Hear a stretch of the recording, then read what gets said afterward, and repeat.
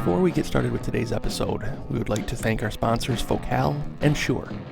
We are excited to share Focal's April promotions. April 1st through the 30th, Focal's newest high-end headphones, Celesti and Clear MG, are 10% off. And their recently launched On-Wall 300 line of wall-mounted loudspeakers that fit into walls around a television or positioned on stands for your home cinema and stereo listening pleasure are 20% off. Starting April 15th until supplies last, Focal's entire Coral line of speakers are on sale at 20% off as well. Shure, the company making people sound extraordinary for nearly a century. Shure provided the MV7 podcast microphone and SRH440A professional studio headphones used in this episode. Each are available now at shure.com, spelled SHURE.com. Thank you, Shure and Focal. Welcome, everyone, to the eCoustics podcast. This is your host and founder of eCoustics.com, Brian Mitchell. On this episode, we have a very special guest, and he probably needs no introduction. We have Gene DellaSala, president of Audioholics.com, which is now the largest home theater review publication on the planet, that he started in 1999.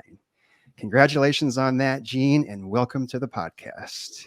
Brian, you and I are very old, except you don't age and I do. So congratulations on that. Well, I am aging, but appreciate that. But I want to start off tonight with your tagline, Pursuing the Truth in Audio and Video. What is it about audio that isn't truthful?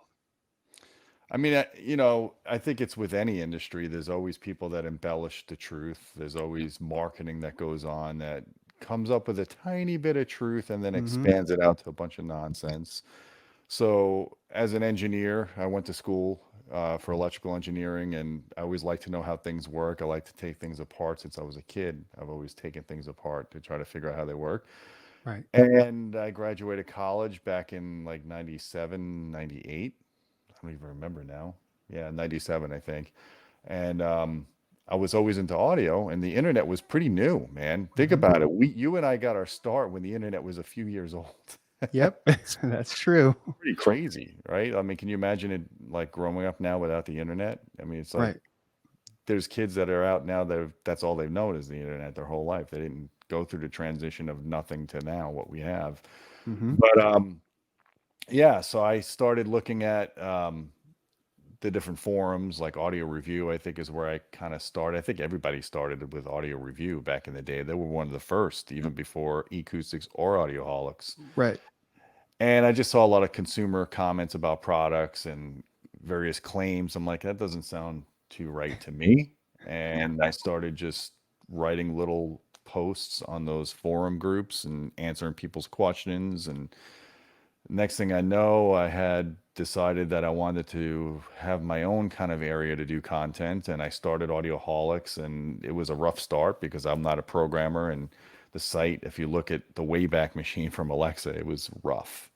Like it was like really rough. But I enjoyed the writing aspect of it and actually learning. Even with my engineer degree, it's not like I just came out of college knowing everything about audio. I just had intuition because I liked the stuff. Right. But I started partnering with companies and good companies, the ones that make legitimately good products, talking to their engineers. And I always had this I always had this vision of working directly with engineers of companies to understand the design of their products. And as that happened, I started getting test equipment, and I started measuring things, and I started reading a lot about how to do proper measurements, working with audio engineers to understand some of that stuff better. And I guess the thing that really kind of made it take off was the cable stuff. Everybody in the press was glowing about cables. When you and I started, Monster Cable was the biggest out there, right? Right. You had Audio Quest and a couple other brands, Nordos and stuff, but I mean, Monster was the biggest, and there was nobody challenging any of these claims. Maybe one guy, the Audio Critic, which I think was getting ready to retire around when we started, but there was really nobody challenging any of these claims, and they were rampant. Mm. There were reviewers that were changing a cable out, and they would say that their wife could hear the difference from the kitchen, and it sounded chocolatey, and of course the marketing literature around it was complete nonsense because they're trying to use engineering terms to describe why their stuff is better, yet they refute or deny the measurements to show that they're better using those proofs, the things that we know in engineering. And that was a pet peeve of mine when I started seeing that. And I spent a lot of time doing telecom. I worked at a communications company that was doing DSL, which was Mm-hmm. like modem technology over phone lines. And I was learning and studying transmission line and analog propagation of very small signals through long miles of cable. So Right. I had to do a lot of research when I worked at a telecom company, and then when I worked at Raytheon doing government defense. So I studied things like skin effect, hysteresis effect, transmission line theory, all the stuff I kind of learned in college, but now I was applying in labs with real product, with real models using P-Spice and what have you, and measurements. So I started getting cables from some of these companies, some of these exotic cable companies, and they would say that their cable does X, Y, Z, and I would try to Right. measure it.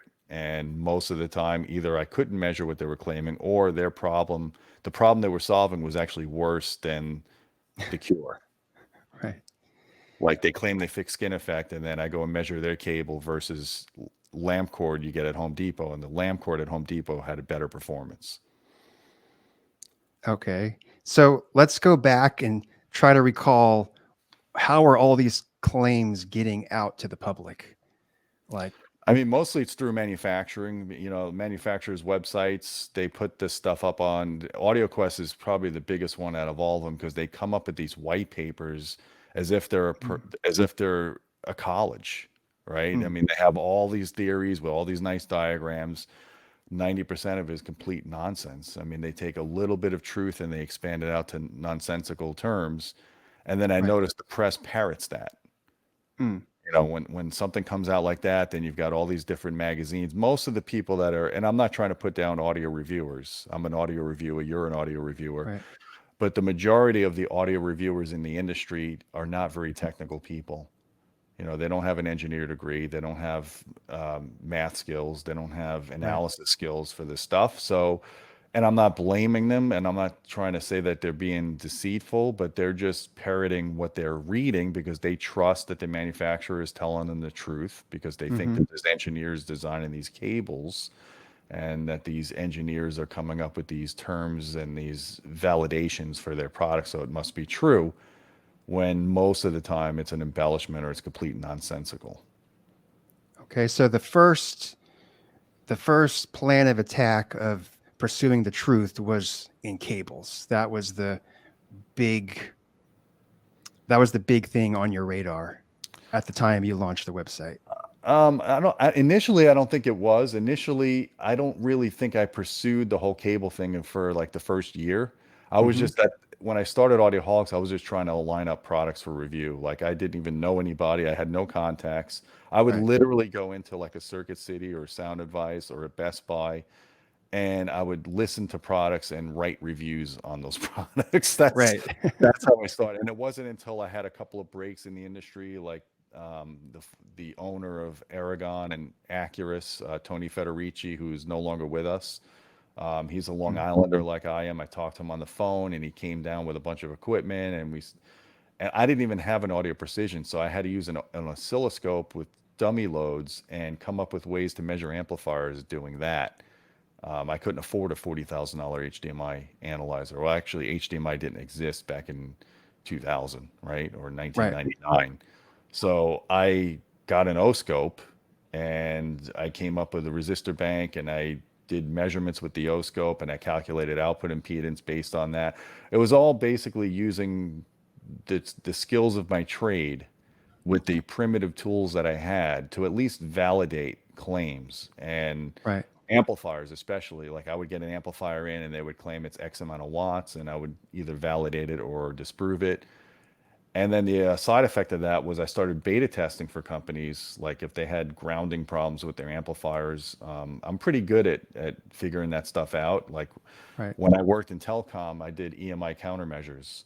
So I would take like a modem or I would take an analog front end and We would put it through compliance testing, and if it didn't pass, if it was too much radiated noise, I would Right. go and troubleshoot it. And I would do stupid things like stick my finger on the board and find out where that noise source was coming from, because my finger acts as a capacitor to ground, and I could kind of find the area of the board where it was causing that radiation problem.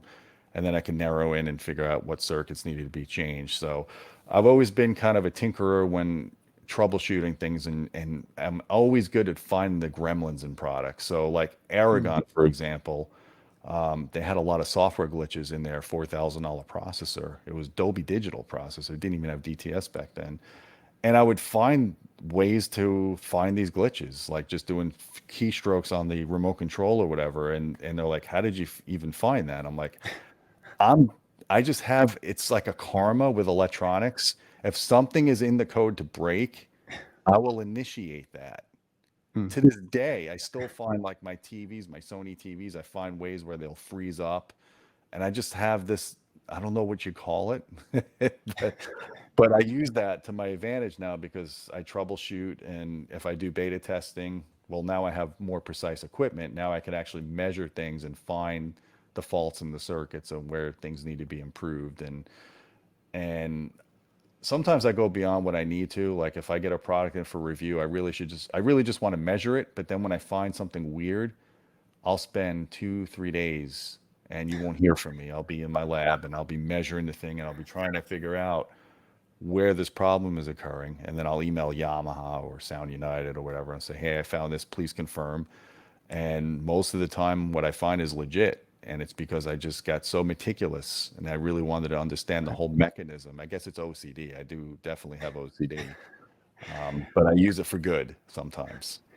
Well, do you think the manufacturers know these bugs are in there and they just put out the product, or No, I don't think that's, well, it's an interesting time that we're in right now. I call it the year of COVID electronics because I've had more lemons this year than I've had in many years prior. And I think there's a problem where companies are not working at the facility, they're working from home, right? So I almost feel like some of the stuff is being phoned in sometimes based on what we're finding. But I think most of the time, small companies like back in the day, Aragon, you're talking about a small audio, one of the first American audio companies. They didn't have, 50 engineers working on the product like a Yamaha does, right? You might have one software engineer, two hardware engineers, and that's the whole group. So there's only so much without coming up with an automated test procedure for these things, which is something I also worked on when I worked at Raytheon, is coming up with automated test procedures for products. It's hard to go through all the permutations of software to find the problem. and these are complicated boards and circuits, and if the quality control isn't there, is that part of it, or just it was a small number of people working on There's these a things? lot of moving parts these days with HDMI receivers. HDMI is the real enemy of audio, in my opinion, even though we need it now, obviously. Mm, But chip problems. I mean, I think companies have good intentions when they design a good product, but then when they go and put all these integrated chips in, they don't either operate like they're supposed to, or there's a bug like you saw with the whole Sound United thing with the HDMI 2.1 issue. right. That's not something Sound United really could have foreseen because there was no way to test those signals when they came up. You got to realize when these companies come up with these designs, these are 8 to 10 month or 8 to 12 month product cycles. So they got those chips a year prior. There was no source signaling to determine whether or not there would be this Right. bug that was found later on. So some of the stuff is bleeding edge and you can't always catch it. But and then other stuff, there are hardware issues that sometimes they just engineers miss. I mean, nobody's perfect. When I did board design, when I worked at Raytheon, my first major project I did there, it had a lot of white wires on it. When they spun the first PWB, there was just things I didn't account for when I did the design in CAD and my PSPI simulations. And luckily we had PWB spin, a couple of PWB spins, and I did white wires to fix it in the lab to make sure it worked. And then we went and spin the board with the final product design changes. So, I mean, that's very typical in engineering. And I understand the challenges, and I'm not looking to give anyone a black eye. The only thing I don't like is the bullshit, like the cable claims, because that's just someone knows that they're screwing people. Someone knows that they're Right. ripping people off and they're telling them a bullshit story. But when a company makes a receiver and there's a problem with a volume control or whatever, these guys all have good intentions to make a good product. It's just there's a lot of moving parts and you can't always Right. get everything. So you like to measure, you like to tinker. How did the writing evolve? Have you always been a writer? So the funny thing is, when I went to college, I spent 6 years in college. I was actually minoring in math. I was almost going to do math instead of engineering because I always liked math. And now I forgot more math than probably most people learn in a lifetime because I don't use it as much. I took one tech writing class in college, and it was an elective to keep my scholarship going. I didn't want to take an extra engineering class that semester. I was like, this is a waste. I don't need this tech writing nonsense. But you know what? It was actually one of the best classes I took because it taught me how to be more efficient with my words. Mm. And then when I got out of college and I got interviewed with Hewlett Packard in California, they actually offered me a job to do tech manual writing for them. And at the time, I just didn't want to move to California. I had my family in Florida, and I was just didn't want to take that risk, right? So Right. my career for writing almost started there, but I was working as an engineer, and then I started over the years as an engineer. I just got into writing test reports and assessments, and I just started doing a lot of writing that I didn't anticipate I would be doing. And then with Audioholics, obviously, I had to create content. There was no YouTube. Remember, Right. when we started, there was no YouTube, there was no Right. Facebook, no Yep. Instagram, no social media. Right. In a lot of ways, it was bad. It was better in a lot of ways. It was, And yeah. there was no Google changing their algorithm every month where you would lose traffic. And, it was a golden age of the internet. And everything mattered in terms of writing up reports because people had more of an attention span and they wanted to Mm. read. And my writing was rough. I look back at like when I started Audioholics 20 something years ago, and I look at some of those articles, I'm like, oh man, I've really evolved since then. And I'm still not, I don't consider myself a great writer. I'm more of a technical person, but I do my best. I mean, I've got guys on our website that I think are much better writers than me. Um, Mm. like they're just really good with their words. And I just like, wow, that's really interesting. But there's very few people that I have under Audioholics that can do the analysis, like with the amplifier measurements, speaker stuff. We've got excellent people now, but I'm still Right. the electrical engineer at heart. And I want to have more people helping me with that because I want to be able to turn out more test reports. Because that's really why I keep Audioholics going. Like I could have sold it a couple of times and probably been done with all this, Mm-hmm. but I feel like it's like my life work now. I've been Mm. doing this for over 2 decades, like you, Right. and I'm afraid of selling this off to somebody and then them not respecting the content or the integrity of the site and then turning it into just a monetization crap fest, which I've seen so many times happen. You've seen it happen with Yep. some of our competitor sites. After they got bought out, they got destroyed. Right. Right. Yeah. I mean, are there other sites measuring the way you measure? Because there are other sites that do measurements, but There's a couple. I mean, there's Audio Science Review is obviously a big one, but I feel like the way he does his reports is more like looking to give everyone a black eye, mm-hmm. and I'm just not about that. I like to work with the manufacturers. I let them peer review my content before I post it, and I try to put measurements into perspective. So here's the thing, Brian, that most people don't realize is you could look at a frequency response distortion signal noise ratio of amplifier A versus amplifier B. And if you're just looking at the numbers, you're going to automatically say this amplifier is way better because it has 10 dB better distortion or 10 dB better noise floor. But in reality, this is stuff that we're measuring that may not even translate to audibility. And I don't Right. like that rabbit hole that objectivists get into where they try to categorize the entire product performance on one number. Right. And that's a huge mistake. At the same token, I don't like the subjective approach where don't do measurements. Measurements don't matter. Listen with your ears. They discount the fact that you have biases. You got visual biases. You got expectation biases. Right. You got to have a balanced approach. So when I do measurement reports, I try to say, you know what? I measured this Yamaha processor. The preamp outputs are 10 dB higher in distortion from the XLRs than the unbalanced, but it's still at minus 80 dB, and you're not going to hear the audibility of that. You're lucky if you could hear anything that's greater than like minus 60, so you still have a 20 dB of audibility margin. So you got to Right. keep things into perspective. Yes, they could have made this better, but like I've measured stuff before that didn't measure that great, and then I go and listen to it, and I was like, this is really, I really like this product. Like it sounds great and works good. So yeah, so I try to keep a more balanced approach, and there's only a handful of other magazines I think that are still doing measurements. Sound and Vision doesn't do measurements anymore, which I was surprised at that because that was one of the big ones. I grew up reading Stereo Review, Right. you know, Julian Hirsch, all those guys, and it's just shocking to me that nobody really cares anymore about having objective measurements. Well, there's a lot of confusion around measurements for many reasons. One of them, they can be complicated for new people to understand. They don't know what they're looking for. They Yeah. can look at a chart or a graph.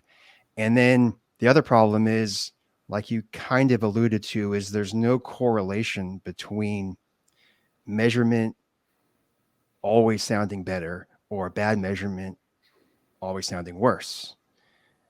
There's a gray area where it crosses over, where bad measuring can sound better than good measuring, I guess.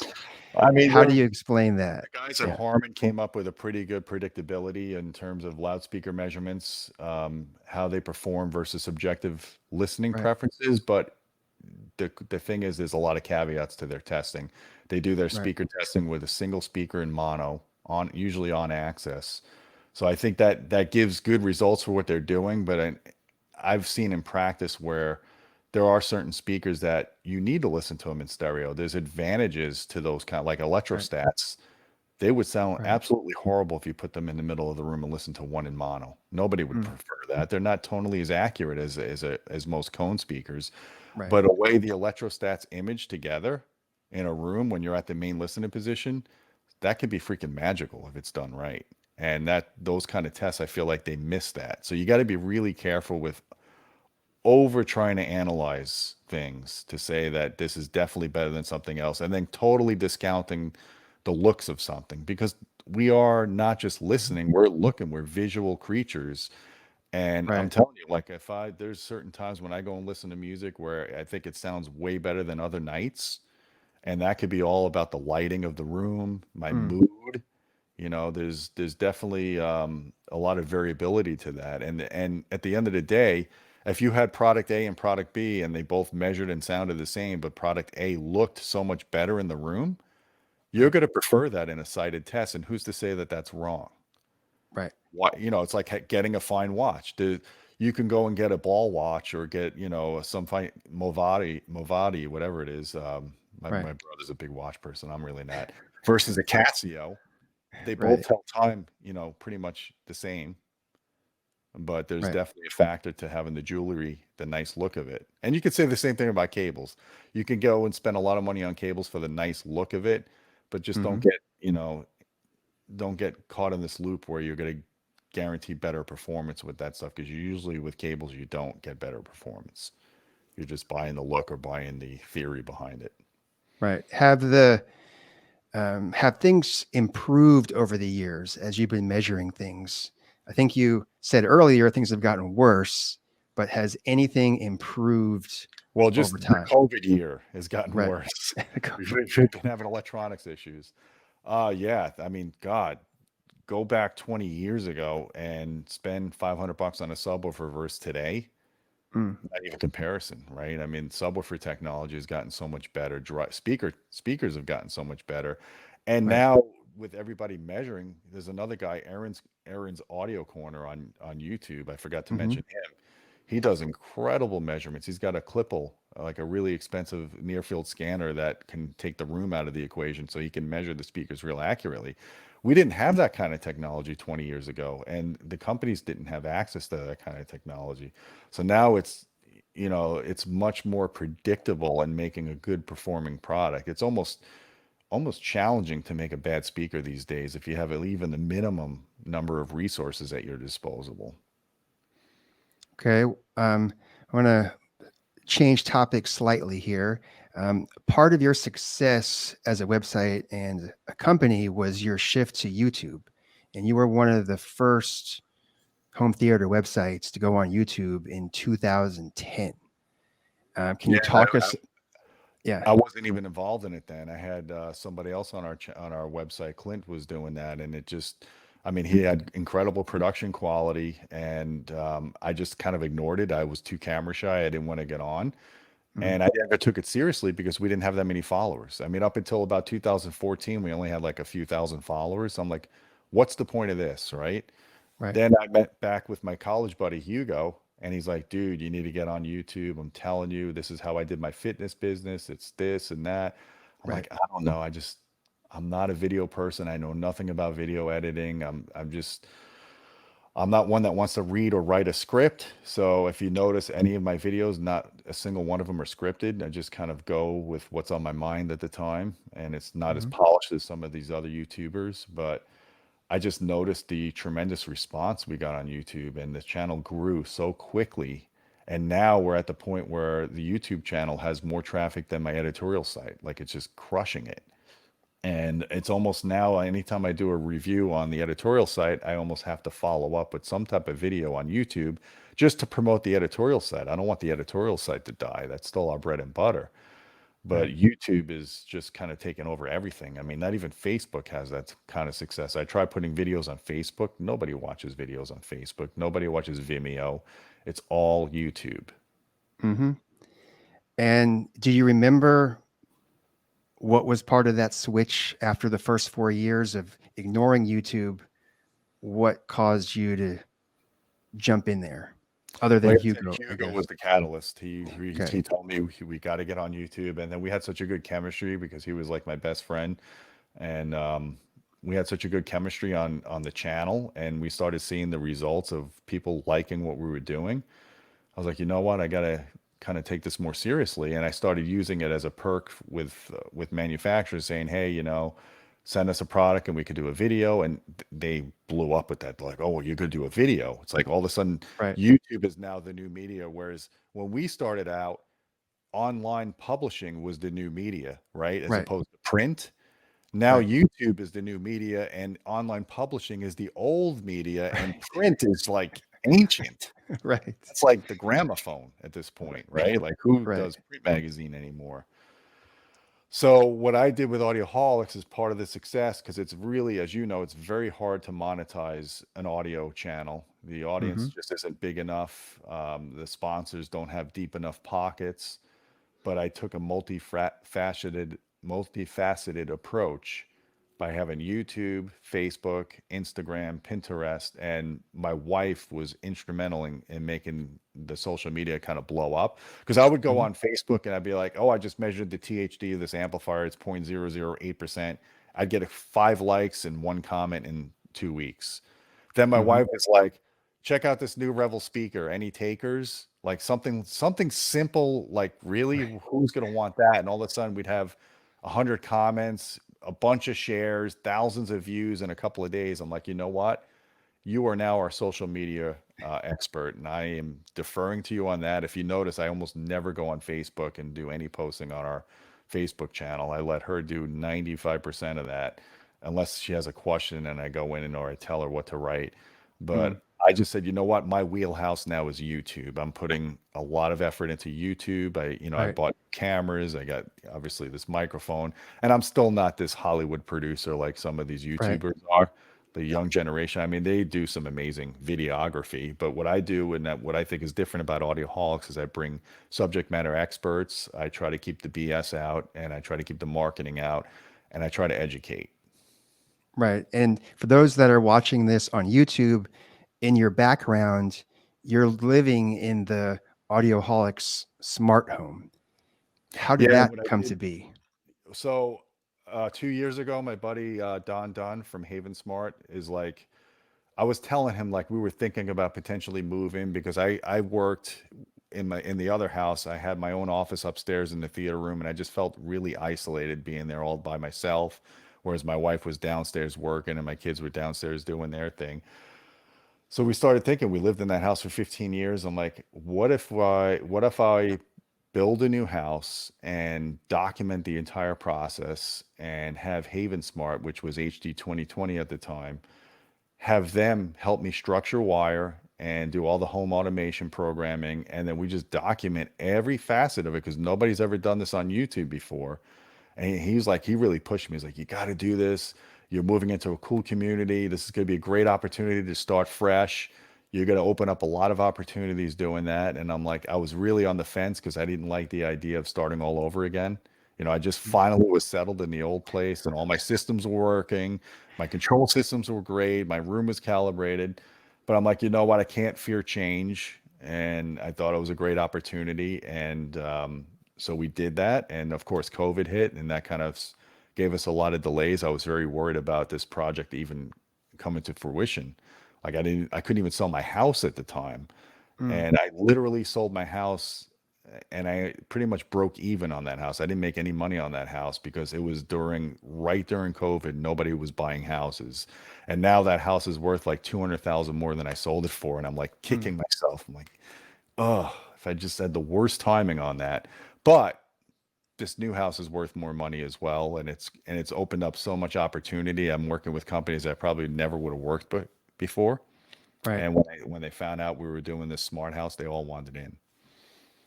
So you could have almost any brand of products you want in the smart house. Is that Yeah, I mean, pretty fair to much. say? I have Or pretty wide access, yeah.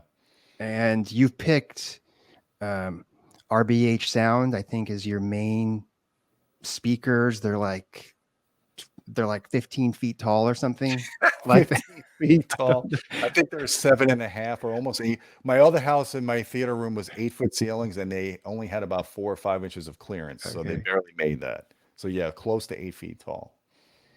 And I think you've worked with them for a while. I'm curious why those speakers as opposed to all the other ones on the market. So it is a lot of great speaker products on the market, obviously. And I've got, some back here. I got some Rebels back here. I've got Paradigms downstairs. I got Puralisten. But RBH is a really special company because it's really engineering driven. They're not marketing driven, and they'll make products custom. And I've been really close friends with the main designer there, Shane Rich, and I think he's one of the most underrated loudspeaker designers in the industry. He doesn't have the rock star name of some of these other loudspeaker guys, but he runs circles around most of them. I mean, the stuff he makes is really phenomenal. And I had this opportunity with them to do a fully active speaker, which is for consumer audio, that's pretty new. Excuse me. There's not a lot of fully active speakers in consumer audio. And he came up with this whole concept of a modular speaker that is fully active with this Marani DSP that does FIR room correction. And when I got to hear the demo of this, I was like, you know what, this is the cusp of the future. This is the bleeding edge of technology.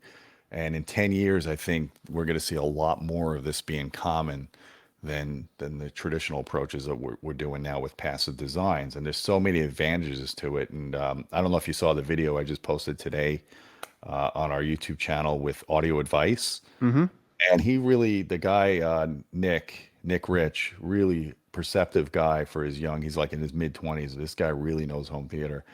And his observations of when he got and sat down and listened in my theater room, he's like, the precise localization of the speakers, the incredibly strong phantom center.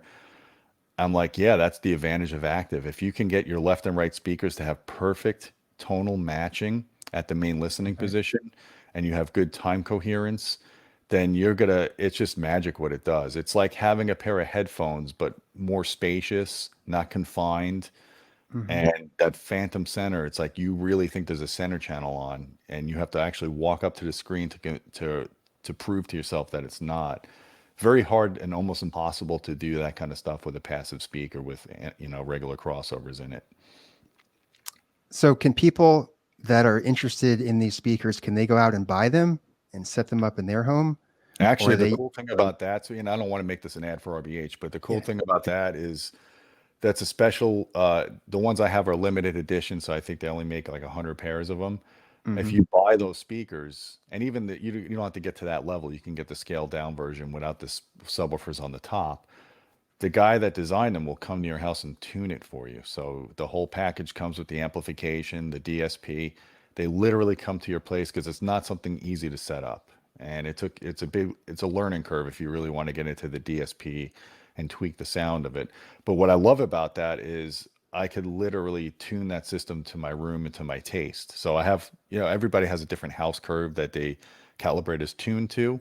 Hmm. I take a modification of that because as we get older, our hearing is not as good as it was. And I'm the first to admit I don't hear the stuff I heard 20 years ago. So Right. I don't taper off the highs. I kind of keep them flat and then I boost the bass, 10 or 12 dB depending on taste. So my house curve is a little different. I'm compensating because I don't hear above like 14 kilohertz anymore. But I could always change that. So if someone thinks it's bright, I could go in with a quick stroke of my computer, and I could go and I could turn the treble down a little bit, or I could raise the treble up, or I could add the bass. It's just amazing that you could do so much like this it's not so easy to do with passive systems. So this is more precise calibration than an EQ would Oh give yeah, you. yeah. I'm not a big fan of the auto EQ systems. I'm still trying to work with the new Odyssey one, Anthem Arc. I mean, there's all of these systems are problematic. They don't give you the best results out of the gate, and you always have to go in and tweak things or limit the correction. But with this, what I'm doing with the Marani is you're putting an anechoic FIR filter in it. So you're measuring the speaker anechoic and you're designing the optimization for that speaker without the room interfering. And then after that, you go and you measure it at the listening position and you basically adjust mostly the bass. And anything above 500 hertz, I use shelving filters. I don't really do high Q correction. I think that's very unpredictable, and it can make things Mm. worse than better. Is this, do you think this is technology other companies are going to copy, or is this just really tuning to your ears in your room? I mean, there are other companies that do this. There's companies like Meyer Sound, I think, which is pro audio. I think the JBL M2, that system is active. I don't know if it has FIR correction, but there are other companies that it's mostly pro stuff. This is not consumer. That's why I'm saying it's unique for consumer because I Mm. don't, I could count on one hand how many commercial companies have active kind of speaker systems and probably still have a few fingers left over. So, because the problem is audiophiles don't want to embrace, not all, but most audiophiles don't want to embrace new technologies. They want to have their big speaker with their big amplifier. They don't want to know anything about you doing active and building the amplification into a package with DSP. That just sounds alien to them. And I'm telling you, that's narrow thinking because Mm. you got to embrace the new technologies. And look, I still listen to vinyl. I still spin records. I know it's antiquated. I know it doesn't measure as good as CD or optical or Red Book. But I also embrace Dolby Atmos music. So I kind of enjoy all the spectrums of technology. Look, I'm not a huge gamer. I have an Xbox. I have, a Wii. I still play Commodore 64 games. I got a company to send me one of those emulators because it reminds me of my childhood. Mm. And I could play those games. I could relate to those games because they were pretty simple, right? So I mean, I embrace the new technology and I still like the vintage stuff. So there's no reason why you can't like both. Well, this kind of leads me to believe that for many people, home theater can be too complicated, so they just won't do it. Do you think at this level of complexity, it's holding people back? Well, I mean, you shouldn't have to go to this level of complexity if you're a beginner. And that's like getting your first car and it's a Bugatti, Mm. before you learn how to drive. Get the Honda Civic first or get the Hyundai Elantra. Don't go into a Bugatti when you've never driven before. Even if you have Okay. the money, I mean, I like starting in small steps. Part of the fun of being an audiophile is the journey, Mm. the upgrade path, learning, perfecting the skill and not always necessarily spending more money on the products, but fixing your room acoustics or fixing your speaker placement or learning, get a measurement microphone so you could do in-room measurements and get better integration with your subs and your speakers goes a long way. Or moving your couch, like in this room, this is a difficult room, it's my office. I got a huge bass null right where that couch is. So either I have to move the couch about 4 or 5 feet or I have to add a subwoofer to fix it. I haven't decided what I'm going to do because I don't have the space. I can't move the couch back. Otherwise, I'll be hitting my desks. So it's challenging. But I mean, you could throw more money at the problem by getting better amplifiers or better electronics. That's not going to fix it. That's why you Right. really need to understand the acoustics of your room because that makes or breaks a speaker. These speakers don't sound good in here. And you could think that this is a bad speaker, but then when you put it in a room that's more controlled, I mean, it's a totally different experience. And for those who can't see the video, those are Revel speakers that are in the close to 5-figure range, or what are we talking Those about? are the Revel F328, so I think they're about 16 grand a pair. 16 Okay. or 18, yeah, they're up there. They're not cheap. And And they yeah, don't have enough bass in this room. so the room is really important. People need to understand that even someone at Gene's level can't fix a bad room. Is that I mean, you can, but it's going to involve acoustic treatments, subwoofers, positioning speakers and seats better. Hey, some of the stuff still baffles me. I don't anticipate things sometimes. I'll go and like this room had a half wall, and I'm like, you know what? I'm going to fix this room by putting a full wall. It's going to fix everything, and it made some of the bass things worse, not better. I was like, wow, I did not expect that, but it fixed my RT60 decay time a little bit, and the room it's a more intimate sounding room than it had with the open wall that went downstairs, and I have more isolation, so I don't hear people downstairs when I'm trying to work. So, yeah. so? Where do you think the future of Audioholics is? Good question. Hopefully, hopefully we still grow. I mean, that's, I want more growth because I want to have more people help and produce content. I've got one of our guys that's been a editorial guy for years is now doing videos for us. So I'm hoping to explore that because I can't do all the content. It's, I barely I barely sleep. So yeah, I want to earn more revenues so I could hire more people, subject matter experts, get them on the channel, and I just want to turn it into like a library of education, and preserve it as best as I can. I want to end with one last question. What is your definition of audiophile nirvana? I mean, I kind of experience it in my theater room now, and I'm not saying it to be like bragging, but it took me 20 years to get things like lined up. So the best way I could describe it is when you sit down and you're in disbelief at how good it sounds. Like especially two-channel music, even in a home theater room. If you sit down in my theater room and just listen to the two speakers, you swear there's more speakers on in the room because the soundstage is so expansive, so precise, the localization of the instruments, and especially if you have a little buzz going, if you have like you're drinking a little alcohol or whatever is your poison, it becomes you become so immersed in it that you think that you're only in there for an hour, and you look down and it's 3-4 hours have passed, and you don't want to stop listening because you're really enjoying the experience. Doesn't matter what equipment it is, as long as you get that enjoyment out of it, and you have the setup dialed in so it sounds good to you. On that note, I want you to take us out the way you usually end all of your videos. Well, first I want to say thank you, Brian, for having me on. You and I go way back. Like, Yeah, no, thank you for taking the time. This was 22 years in the making till we actually made a podcast together, even though the word podcast didn't exist when and we let me started. tell you guys, Brian's a really sharp guy. Your website looks fantastic. I just love the design, Thanks. the layout of it. You've always been very tech savvy. I really admired that about you, all the stuff you do behind the scenes. And you've Thank helped you. me over the years with some of the issues I had with Audioholics, struggling with site speed or, just the search engine stuff is just brutal, man. It's just brutal. So we're trying to always stay on top of that, obviously. Right.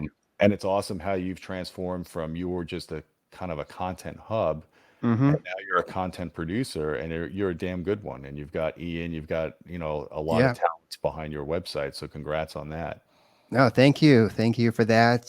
This is part of the expansion onto YouTube for us and to the podcast platform, which with just like you, it took me a few more years to make it onto YouTube than you did, but that's okay. Here we are. I'm having a lot of fun doing these podcasts, and it's great to have you on. And I appreciate your time and insights. And yeah, you've been a really positive voice for this industry for a long time. So Yeah, appreciate that.